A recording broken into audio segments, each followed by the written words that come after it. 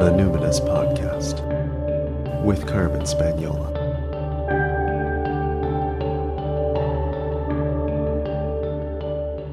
Hi there, and welcome to the Numinous Podcast, where we've been having interesting conversations with everyday folks about the mystery of life since 2014. I'm your host, Carmen Spagnola, joining you from the lands of the Lekwungen-speaking peoples, the Songhees and the Esquimalt First Nations, recently known as Victoria, BC, Canada. Thanks so much for coming back for the second half of this Intro to Tarot teeny tiny mini-series. Basically, it's like part 2 of half an hour of content. But, sometimes it's just nice to have small bites, Let's vary the length of the episodes at times. Sometimes we want a big meal, sometimes we want a snack. And so this is a little bite-sized snack. This episode is actually really close to my heart because I personally think that when you understand that there is reference material that helps the tarot make sense, and that if you don't have that reference material present, then you're sort of doing something different, something new, something that's tarot adjacent. It's not less valid. It's just that if you're struggling to understand the tarot, it's because you are entering the world of the creator's imagination, not the archetypal world of the tarot over centuries, right? If you are struggling with a postmodern deck, it's probably because this deck is a response to tarot. And this response is more about a certain specific perspective, a specific interpretation, a specific artist's lived experience. And that creator's vision may totally resonate with you. If that is working for you, that's great. But if it doesn't resonate with you, maybe don't turn your back on tarot altogether. Maybe consider a different deck, one that's more archetypal, one that's based on a classical archetypal tarot deck, one that's more traditional, let's say, and then maybe see if it makes sense then. If I'm not making sense to you now, have a listen to this mini history lesson and then feel free to leave me feedback after. I'll tell you how to leave me feedback at the end of this episode. But for now, let's have a look at the 5 major periods in the history of the tarot. Before we start looking at individual tarot cards, it can be useful to do a bit of a history of the tarot and look at some of the significant figures, people, developments, and influences that have shaped the tarot that we know and use today. You could roughly sort of segment the history of the tarot into about 5 periods. I don't know that there would be universal agreement on this. There's no universal agreement really on anything, but we could roughly say there are these 5 periods in the history of tarot that are significant shifts. So there's the classical period that lasted about 150 years. It's not the classical period that we might be talking about, say, in music or even in history. This is specific to the history of tarot. So the classical period in tarot actually overlaps with the Renaissance in history. So that starts in about 1400, lasts till about 1550. And at this time, there's a playing card game in Italy called Triumph. And that word later refers to the trump cards, just like we find in any playing cards, and sometimes the major arcana are sometimes called the trump cards. And later on, this game Trionfi is called Tarocchi as it's migrating north through Italy. And so then when it gets to France, it's called Tarot. So that's where the name tarot comes from. It actually finds its origins in Renaissance Italy. Now, the oldest known fully intact 78 card deck is called the Solabusca deck, and it's currently found in the British Museum, and it's from about 1491. And the images on each card are based on historical figures and mythical figures and various Italian nobility. Now remember, there was no printing press widely available at this time, so each of the cards is individually hand-drawn, like a little painting. And this becomes an important deck that influences the Rider-Waite-Smith. And I'll talk about that in a little bit. Then there's this period of about 300 years. We could call the middle or transitional period. There aren't a lot of resources available from this time. If you think about playing cards as something that not everybody would have had, and it's like hard to preserve these kinds of everyday paper-based objects from history. So there isn't a lot that we can glean about what's happening in this time, and it seems like there's not that much development. However, by the later part of the transitional period, like the 1780s or so, some of the earliest known keywords are given for divination meanings. So we have the sense that the Solabusca deck, because it's depicting stories, is not just a playing card. They're not just playing a game called Triumph, like, Go Fish. Because there's stories and historic figures and myths in there, we presume that it has something to do with myth making or perhaps personal development or guidance. But it isn't until about 1781 that this French fellow named Coeur de Gébelin, which isn't his real name, they never keep their real names. Anyway, he writes that tarot is an ancient Egyptian form of arcane knowledge. And he just makes this up. But this is where we start to get this mythic Egyptian ancient origin story for the tarot, even though it seems like really it just came from a deck of playing cards and just an average card game, really, and about the Renaissance. Anyway, so this is where we start to get the overlay of fanciful storytelling. Then there's the occult period, and really, for all intents and purposes, this is the most exciting time, the time that's most creative, the most developmentally active period in the tarot. So this occult period is from about 1780 to about 1910 or so. So it's about 150 years. In the early part of that, there's another French guy, Eteya, and he publishes a tarot deck specifically for divination. Now, at the time, these things didn't come with books. Again, like it wasn't like it is today where you get a little card deck with a little white book in it. You needed to be part of some kind of spiritual or mystical tradition to kind of understand what these were for. They start to rework the meanings of the trump cards in sort of the late 1780s and 90s. And then in about 1850, this really interesting character named Eliphas Lévy, he was going to be a priest, and then I think he falls in love with the woman and leaves the Catholic priesthood and starts to really become more interested in two things, Kabbalism and socialism. So he's starting to think about Kabbalah and tarot and things like this as a means to decipher the perennial philosophy, this idea that there is some kind of universal truth that can explain how we are meant to live. And so he was very critical of like highly individualistic spiritual practices. So he kind of splits away from like spiritualism and occultism. Anyway, he is a prolific writer. He writes several influential books on magic, ritual, Kabbalah, and tarot. And he's sort of deepening this blend of Catholic mysticism, Kabbalistic mysticism, and socialism. So very, very cool, actually. Then, very late 1800s, 3 Freemasons found this thing called the Hermetic Order of the Golden Dawn. And it's this secret society, a secret order that teaches metaphysics and the paranormal and the occult. And who do they love? It's called the Hermetic Order, right? They love Hermes Trismegistus. So let's kind of step back for a second here, because what's happening in sort of the mid 1700s to the mid 1800s? Well, this is the Industrial Revolution in Britain. And so along with everything we already know about how that changes society, you have to think that there's this flight from the country to the city.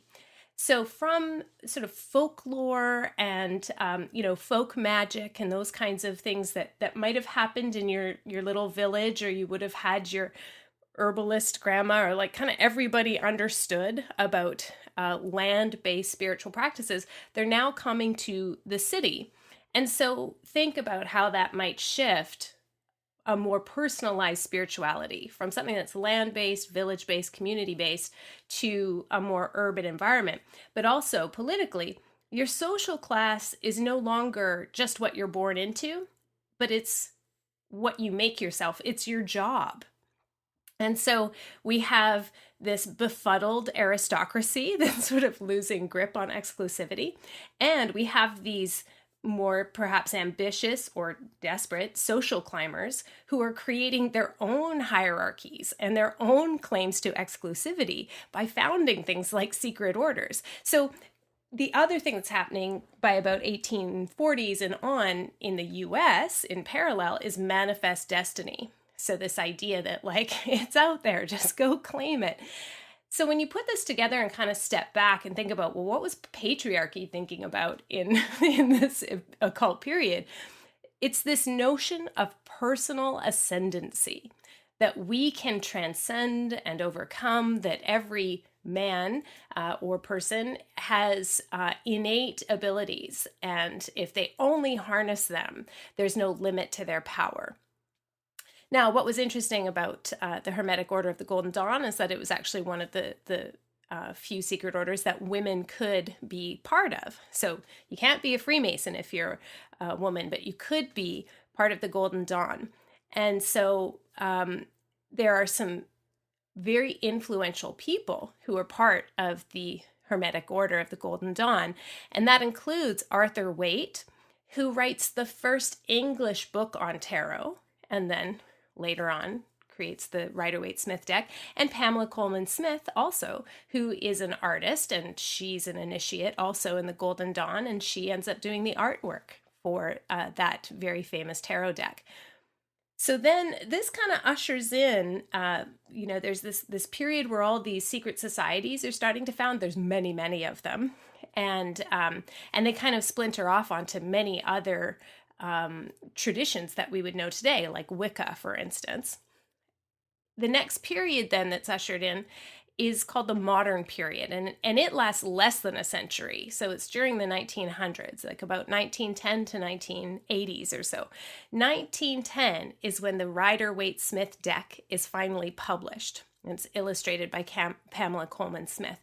And right around this time, of course, there's another character, Aleister Crowley. He publishes his deck around that time with, I'm sorry, the woman, the artist, her name is escaping me. Anyway, so tarot decks start to become published more widely. And this is where we can see now that Pamela Coleman Smith was going to the British Museum to get inspiration for the tarot, because some of the cards that are in the Rider-Waite-Smith deck are taken almost directly from the Solabusca deck. Now, much of it is also part of her own imagination, and she was one of the first to really flesh out the stories in the pip cards.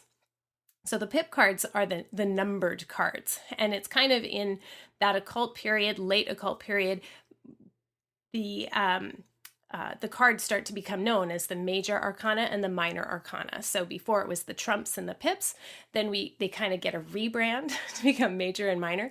And instead of just showing, say, 8 swords or, 5 coins on a card, Pamela Coleman Smith took so much time and energy to actually create a story to go with each of the numbered cards, which becomes a mnemonic device. It makes it much easier to remember what the meanings of those cards are for divination purposes.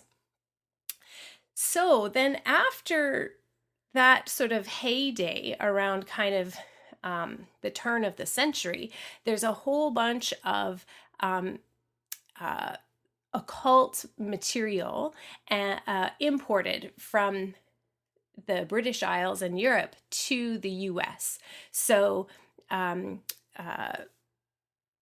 Arthur Waite moves to North America. He's trying to work with the Freemasons here. Aleister Crowley, he's founding different orders and temples. The first one he founds of his own order is in Vancouver, BC in 1914, actually. And what starts to happen is there is a spread of secret orders and temples across North America, some of whom are a little skeptical, actually, because, when you're trying to recruit new members, if you have these upstarts who have their own kind of unique spin on things and aren't following your order's very specific rites and rituals, then it's actually kind of like competition. So here the free market and capitalism starts to kind of thwart, I think, some of these very ambitious men's plans, and they don't experience the massive success in the US that they hope for because, what do you know, it's a crowded market for occult material. However, in about 1960, the Rider-Waite-Smith deck is re-released and republished along with a book that Waite had written called The Pictorial Key to the Tarot. And it's a funny book because he does go through card by card and talks about the different significances and meanings, but he actually spends a lot of the book like slagging other people's decks and slagging other secret orders and saying how they're getting the tarot all wrong, etc. And what happens around that time is a woman, Priscilla Patridge, she was an actress and her stage name was Eden Gray. She writes a lot of mass market books on divination using the Rider-Waite-Smith deck. And she's writing these books as guides for like amateur practitioners. And it was her approach that made it more accessible to the average person. Like you didn't have to be in a secret order anymore. You could just be a hobbyist or, a spiritualist who, was holding seances on the weekend or whatever. And, she made it really accessible. And so sales surge. And this is how the Rider-Waite-Smith deck becomes sort of the preeminent deck of all the other options available at the time. Then what happens is several revisionist decks appear. So there's kind of a shift from esoteric meanings, meaning like the influence of Hermes Trismegistus and the Hermetic Order of the Golden Dawn and Kabbalah and numerology, to this sort of postmodern understanding or this postmodern approach and this, you could say it starts to show up really. We could date it probably at 1983 or 1981. So postmodern meaning there are no fixed meanings. It means whatever you want it to mean. Well, in 1981, the Mother Peace Tarot is created and it's sort of re-released in 1983. And it is circular cards. It's goddess oriented and it's multicultural. And so it completely says, yes, tarot is an important tool for self-understanding, but the white Christian male perspective is not the only way of being in the world. And so it completely comes in and reclaims tarot for a different audience, really. And then many decks are heavily influenced in the early part of this century, and certainly from, the Mother Peace 80s on, by psychology, Carl Jung, and also by Joseph Campbell's work and the idea of the monomyth. And so you get a whole bunch of new decks that are very thematic and very individualistic. And you have a whole bunch of writers, Rachel Pollack and Mary Greer, who put forth the idea that the client and the querent knows what the best interpretation is for them. So again, drawing very much on psychology and analysis. So nowadays we have all of these decks available to us that mix, both low and high culture. There's many sort of ironic and parody decks. There's some with collage and certainly influenced by feminism, multiculturalism, celebrity, witchcraft, paganism. And there's a strong emphasis these days in the age of the internet and sort of glossiness on artistry and style and beauty, where really the artist's preference and the artist's style and vision is really front and center. And so the meanings, the sort of arcane knowledge, meaning the embedded symbols, the elements, numerology, etc., they very much recede into the background, and the individual artist's vision becomes primary. So you can see a little timeline in a little handout in this lesson if you want to go back over that. It's just come to me now that Crowley's deck, the Tote deck, or some people would pronounce it Thoth, was painted by Lady Frida Harris. Sorry, just popped into my mind. I wanted to let you know that I wanted to credit her, so we can start to credit all of these long-lost female influencers and artists who created the tarot that we know today.